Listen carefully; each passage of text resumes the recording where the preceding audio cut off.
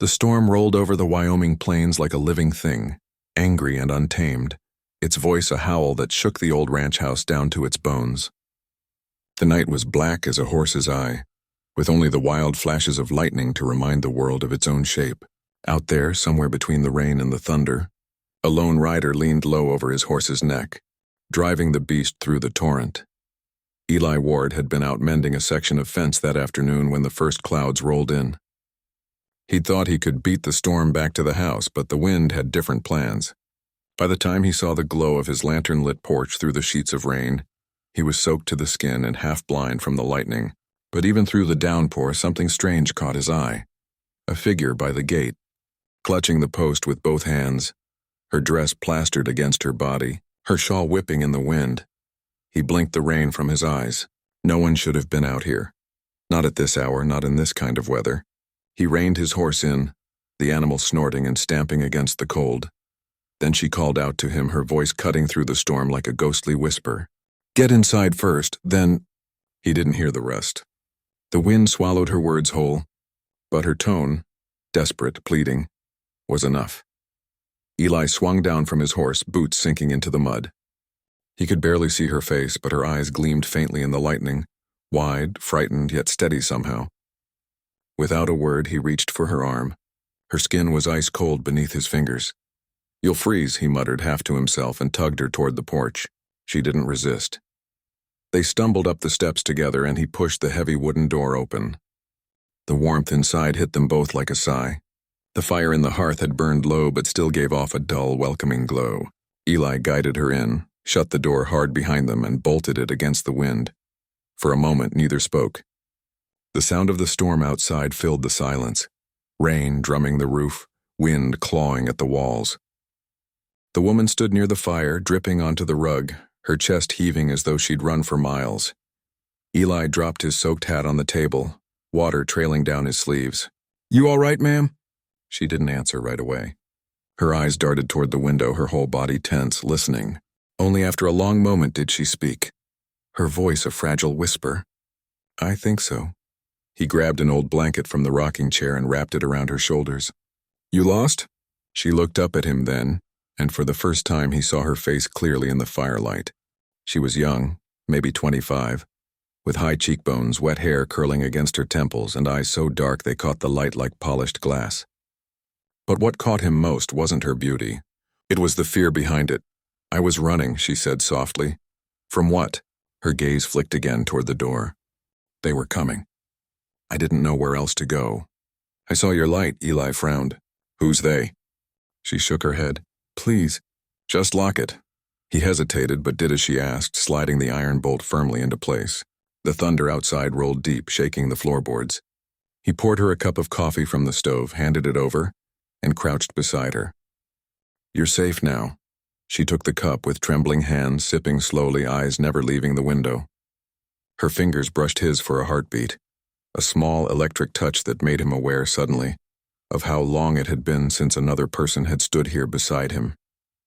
"What's your name?" he asked. She hesitated, then whispered, "Lydia." "Lydia what?"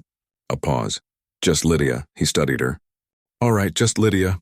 I'm Eli Ward, this here's my ranch." She gave a faint, grateful nod but said nothing. Outside the rain intensified, a relentless drumming that filled the silence between them. He could see the steam rising from her clothes as she warmed by the fire. She was still shivering, though, and he wasn't sure it was from the cold anymore. "Where are you from?" He tried again. She looked into the flames. "South, I left in a hurry. I didn't think I'd make it this far." Eli leaned back on his heels, trying to make sense of it. "You running from a man?" Her eyes flicked to him, quick, sharp, defensive. "You could say that." He sighed, rubbing the back of his neck. "There's a town 10 miles east. When the storm breaks, I can take you there. You'll be safe enough." But she shook her head violently. "No, if they find me there, it's over." "They'll drag me back," he frowned. "Who?" Her voice cracked. "My husband's brothers." That word hit him like a hammer. He stood up slowly, unsure of what to do with it. "You're married?" "Was," she whispered. "He's dead."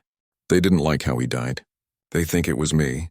Eli's stomach tightened. He didn't know whether to believe her, but the fear in her eyes didn't look like something that could be faked. "They'll come looking," she said. "They always do." But if they find me here, with a man, they won't dare touch me. She looked up at him suddenly, desperation flaring in her voice. If I'm your wife, they'll leave me be. Eli blinked. What are you saying? Just say it, she pleaded. When they come, tell them I'm your wife. He stared at her. The room felt smaller all of a sudden, the air thicker.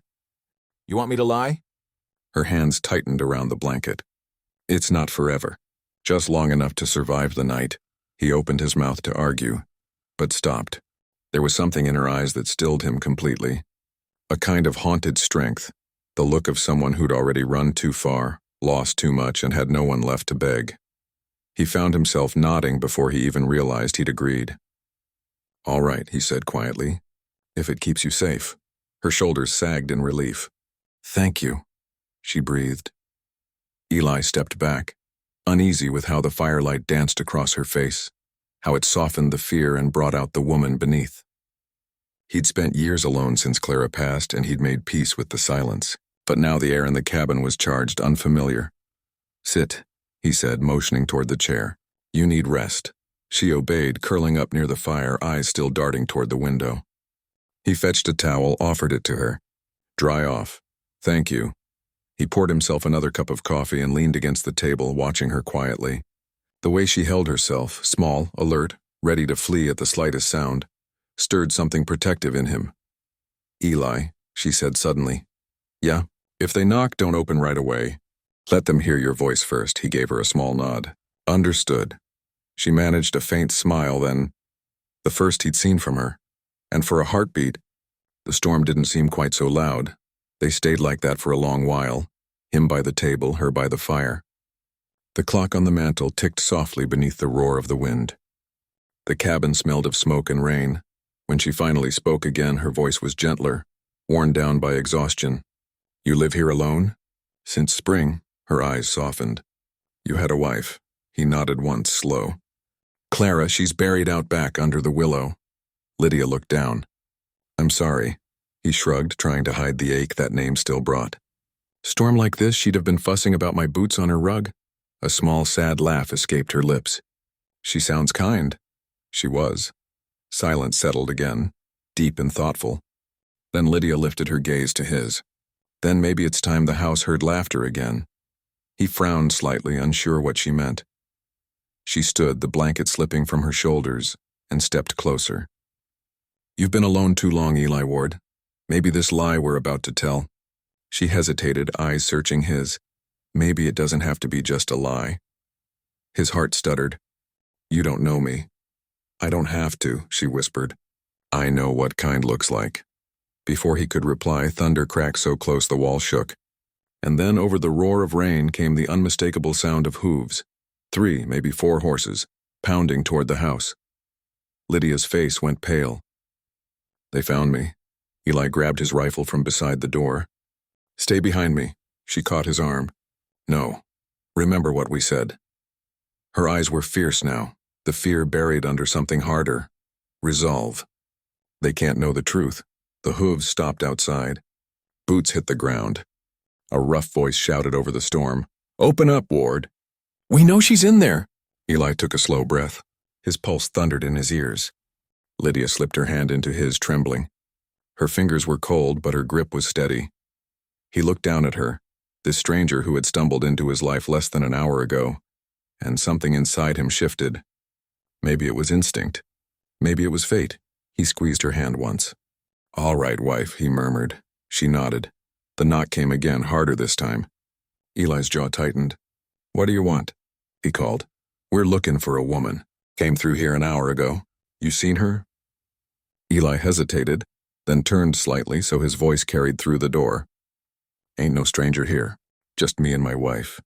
There was silence outside, broken only by the rain. Lydia's breath hitched. Eli kept his eyes on her, voice steady as he added, You boys are trespassing on private land. Get off it. A low murmur followed, then the sound of boots retreating, hooves splashing through the mud. Slowly, the noise faded into the distance until only the storm remained. Eli exhaled and lowered the rifle. Lydia sagged against the wall, her eyes glistening with disbelief. You did it, she whispered. He gave a half smile. We did. For a long moment, neither moved. Then she took a step closer. her eyes shimmering in the firelight. "Thank you," she said again, her voice breaking, "for saving me." Eli reached up, brushing a strand of wet hair from her cheek. "Storm's still heavy. You can stay to..."